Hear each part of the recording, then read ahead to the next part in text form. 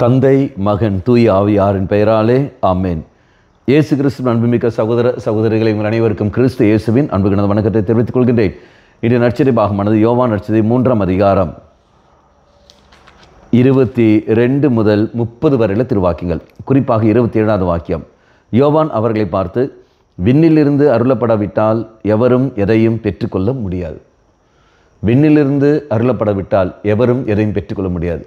இன்று நீயும் நானும் இயங்குவதும் இருப்பதும் வாழ்வதும் எல்லாமே தெய்வம் நம் தந்த கிருபைதான் ஒழிய வேறு எதுவும் இல்லை.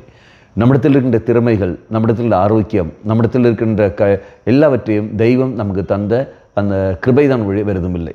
அந்த கிருபை நாம் அங்கீகரிக்காமல் இதெல்லாம் நான் தான், என்னோட திறமையில் தான் வந்தது, என்னோட திறமையில் தான் போனது என்று சொல்லிக்கொண்டு அகங்காரத்தில் நாம் இருந்தோம் என்றால் நிச்சயமாக அது நம்மை பாதாளத்துக்கு நம்மை தள்ளிவிடும். நமக்கு எல்லோரும் தெரியும் இல்லையா? உபேரியா புஸ்தகம் 1ஆம் அதிகாரம் 4ஆம் வாக்கியம். நீ கழுகை போல உயர உயர பறந்தாலும் விண்மீன்கள் மத்தியில் உன் கூட்டை நீ அமைத்தாலும் அங்கிருந்து நான் கீழே தள்ளிவிடுவேன், நீ கீழே விழுவாய். இன்னும் நாம் பார்க்க வேண்டும் நம்முடைய வாழ்க்கையில். இதோ தெய்வம் என்னை உயர்த்துகின்றார், தெய்வம் என்னை வழிநடத்துகின்றார், தெய்வம் என்னை பாதுகாத்து கொண்டிருக்கின்றார். அப்போ அந்த இறைவனை மட்டுமே எல்லா சூழலும் எல்லா நிலையிலும் நாம் மையப்படுத்தி நாம் வாழ வேண்டும்.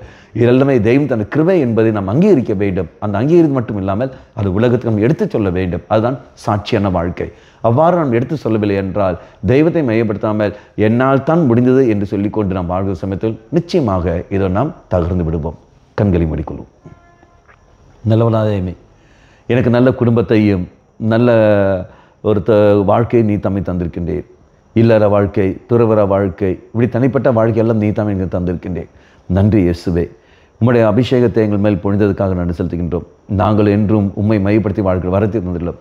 இதோ நாங்கள் அங்கீகரித்துக் கொள்கின்றோம். எங்களிடத்தில் இருப்பது அனைத்தையும் நீ எங்களுக்கு தந்த கொடையே என்று என்பதை நாங்கள் ஏற்றுக்கொள்கின்றோம். மாதாவே, தெய்வ மாதாவே, எங்கள் மாதாவே, என் அன்னையே, விசேஷமாக எங்களுக்காக பரிந்து பேசும். ஆமேன். தந்தை, மகன், தூய ஆவியாரின் பெயராலே ஆமேன்.